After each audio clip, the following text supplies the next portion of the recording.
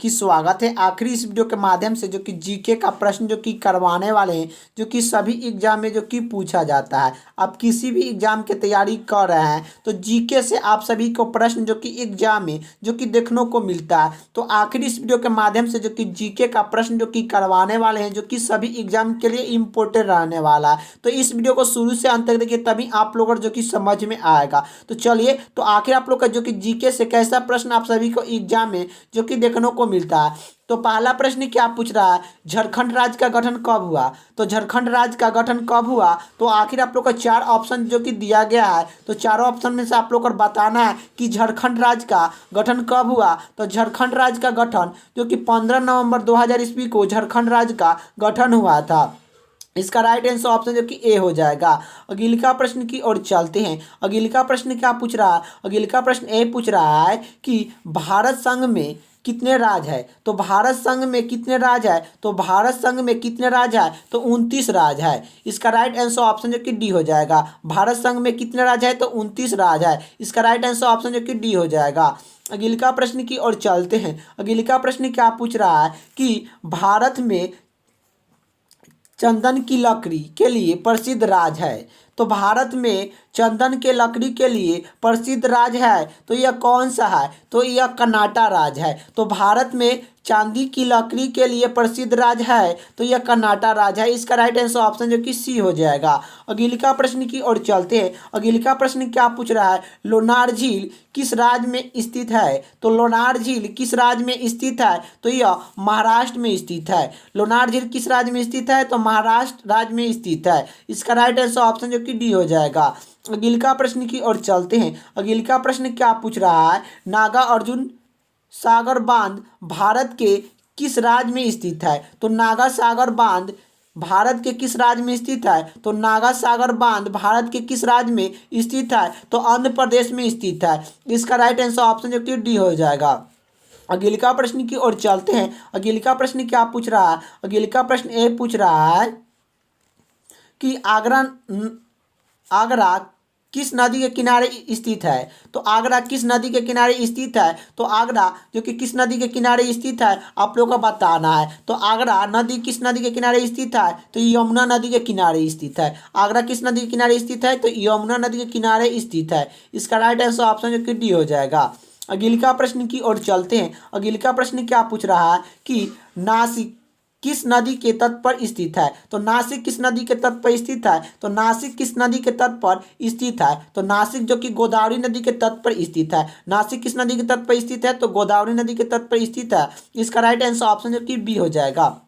अगला प्रश्न की ओर चलते हैं। अगला प्रश्न क्या पूछ रहा है कि भारत में हरी क्रांति का जनक किसे माना जाता है। तो भारत में हरी क्रांति का जनक किसे माना जाता है, तो भारत में हरी क्रांति का जनक जो कि किसे माना जाता है, तो डॉक्टर एम एस स्वामी राधा कृष्ण को जो कि माना जाता है। तो डॉक्टर एम एस स्वामीनाथ को माना जाता है। डॉक्टर एम एस स्वामीनाथ को भारत में हरी क्रांति का जनक माना जाता है। इसका राइट आंसर ऑप्शन जो कि सी हो जाएगा। अगला प्रश्न क्या पूछ रहा है, फल उत्पादन में भारत का विश्व में कौन सा स्थान है। तो फल उत्पादन में भारत का विश्व में कौन सा स्थान है, तो फल उत्पादन में भारत का विश्व में कौन सा स्थान है, तो यह जो कि दूसरा स्थान है। इसका राइट आंसर ऑप्शन जो कि ए हो जाएगा।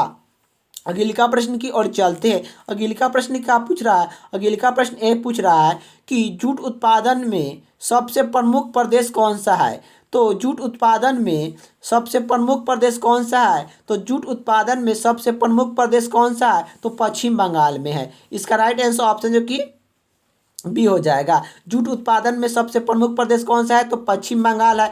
और पश्चिम बंगाल में सबसे ज़्यादा जो कि चावल होता है, ये भी आप लोग को याद होना चाहिए। और यही बात करें तो जो कि कर्नाटक में जो कि केरला में क्या होता है, तो सबसे ज़्यादा जो कि रबर उत्पादन होता है। सबसे ज़्यादा रबर उत्पादन कहाँ होता है, तो यह जो कि केरला राज्य में होता है। ये भी आप लोग को याद होना चाहिए। अगला प्रश्न की ओर चलते हैं। अगला प्रश्न क्या पूछ रहा है, अगला प्रश्न ए पूछ रहा है, निम्नलिखित में से कौन सी भारत में रबी फसल नहीं है। तो निम्नलिखित में से कौन सी भारत में रबी फसल नहीं है, तो रबी फसल कौन सी नहीं है? तो जूट एक जो कि खड़ी फसल है। रबी फसल ये तीनों है, आप लोग को याद होना चाहिए। जौ, रिपीट और गेहूं ये क्या है? तो एक रबी फसल है, लेकिन जूट एक खड़ी फसल है। इसका राइट आंसर ऑप्शन जो कि सी हो जाएगा।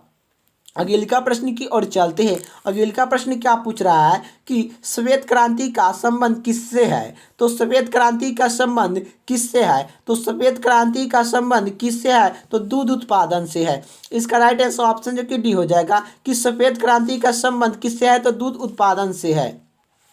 अगले प्रश्न की ओर चलते हैं। अगले प्रश्न क्या पूछ रहा है? अगले प्रश्न ए पूछ रहा है कि दूध उत्पादन में भारत का विश्व में कौन सा स्थान है? तो दूध उत्पादन में भारत का विश्व में कौन सा स्थान है? तो प्रथम स्थान है। तो दूध उत्पादन में भारत का विश्व में कौन सा स्थान है? तो प्रथम स्थान है। इसका राइट आंसर ऑप्शन जो कि ए हो जाएगा। अगले प्रश्न की ओर चलते हैं। अगले प्रश्न क्या पूछ रहा है कि गुलाब क्रांति किससे संबंधित है? तो गुलाब क्रांति किससे संबंधित है? तो गुलाब क्रांति किससे संबंधित है? तो यह आप लोग को बताना है। तो गुलाब क्रांति किससे संबंधित है? तो यह आप लोग का इसका आंसर आप लोग का कमेंट बॉक्स में बताना है। इसका आंसर आप लोग का कमेंट बॉक्स में आप लोग का बताना है कि गुलाब क्रांति किससे संबंधित है। गुलाब क्रांति किससे संबंधित है? आप लोग का कमेंट बॉक्स में इसका आंसर आप लोग का पिन करना है कि इसका राइट आंसर क्या हो जाएगा।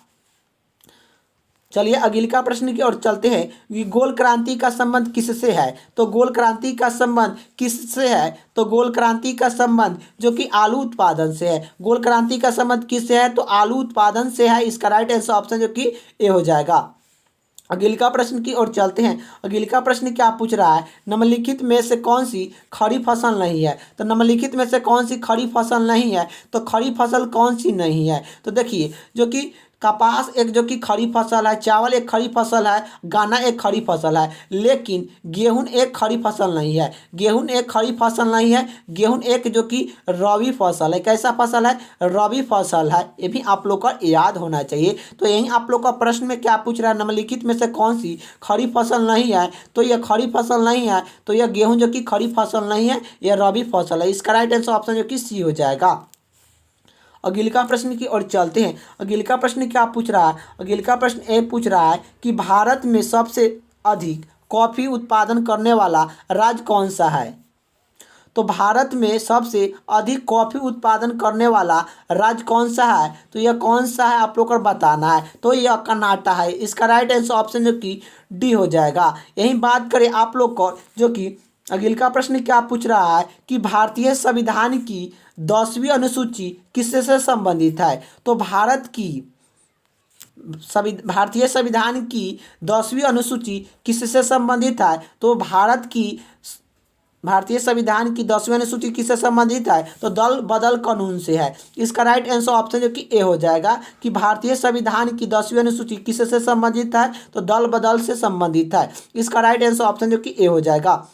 अगले प्रश्न की बात करें। अगले प्रश्न क्या पूछ रहा है? तो अगले प्रश्न ए पूछ रहा है कि वर्तमान में भारतीय संविधान में कुल कितने अनुसूची है? तो वर्तमान में भारतीय संविधान में कुल कितने अनुसूची है? तो यह 12 अनुसूची है। इसका राइट आंसर ऑप्शन जो कि बी हो जाएगा। अगले प्रश्न की ओर चलते हैं। अगले प्रश्न क्या पूछ रहा है? अगले प्रश्न ए पूछ रहा है संविधान की 11वीं अनुसूची में, संविधान की 11वीं सूची में क्या है आप लोग को बताना है। तो संविधान की 11वीं सूची में जो कि क्या है? तो संविधान की 11वीं अनुसूची में जो कि क्या है? तो यह जो कि क्या है? तो यह पंचायती राज है। तो भारतीय संविधान की 11वीं अनुसूची में क्या है? तो पंचायती राज है। इसका राइट आंसर ऑप्शन जो कि सी हो जाएगा। अगले प्रश्न की ओर चलते हैं। अगले प्रश्न क्या पूछ रहा है? अगले प्रश्न ए पूछ रहा है कि भारतीय संविधान की 8वीं अनुसूची का संबंध है। तो भारतीय संविधान की 8वीं अनुसूची का संबंध है। तो भारतीय संविधान की 8वीं अनुसूची का संबंध क्या किससे है? तो भाषाओं से संबंधित है। भाषाओं के साथ संबंधित है 8वीं अनुसूची। इसका राइट आंसर ऑप्शन जो कि डी हो जाएगा। अगले प्रश्न की बात करें। अगले प्रश्न क्या पूछ रहा है कि मध्य प्रदेश राज्य का गठन कब हुआ था? तो मध्य प्रदेश राज्य का गठन कब हुआ था? तो मध्य प्रदेश राज्य का गठन कब हुआ था? तो 1 नवंबर 1956 ईस्वी में हुआ था। 1 नवंबर 1956 ईस्वी में मध्य प्रदेश राज्य का गठन हुआ था। इसका राइट आंसर ऑप्शन जो कि बी हो जाएगा। अगला प्रश्न की ओर चलते हैं। अगला प्रश्न क्या पूछ रहा है? अगला प्रश्न एक पूछ रहा है, भाषाई के आधार पर भारत में पहला राज्य कौन सा बनाया गया? तो भाषा के आधार पर भारत में पहला राज्य कौन बनाया गया? तो आंध्र प्रदेश जो कि राज्य बनाया गया। इसका राइट आंसर ऑप्शन जो कि ए हो जाएगा कि भाषाओं के आधार पर भारत में पहला राज्य बनाया गया तो आंध्र प्रदेश बनाया गया। इसका राइट आंसर ऑप्शन जो कि ए हो जाएगा। अगला प्रश्न की ओर चलते हैं। अगला प्रश्न क्या पूछ रहा है? अगला प्रश्न ए पूछ रहा है, निम्नलिखित में से कौन किसी राज्य का क्षेत्र बढ़ाने या घटा सकता है? तो निम्नलिखित में से कौन किसी भी राज्य का क्षेत्र बढ़ा या घटा सकता है? तो यह संसद जो कि बढ़ा सकते हैं या घटा सकते हैं। किसी राज्य का क्षेत्रफल बढ़ाना हो या घटाना हो, यह कौन घटा सकता है? तो यह संसद जो कि घटा सकते हैं। इसका राइट आंसर ऑप्शन जो कि ए हो जाएगा। तो आखिर आप लोग का वीडियो कैसा लगा कमेंट बॉक्स में बताइएगा, और वीडियो अच्छा लगे तो लाइक कर दीजिएगा, चैनल पर नहीं तो चैनल को सब्सक्राइब कर दीजिएगा। जय हिंद, जय भारत।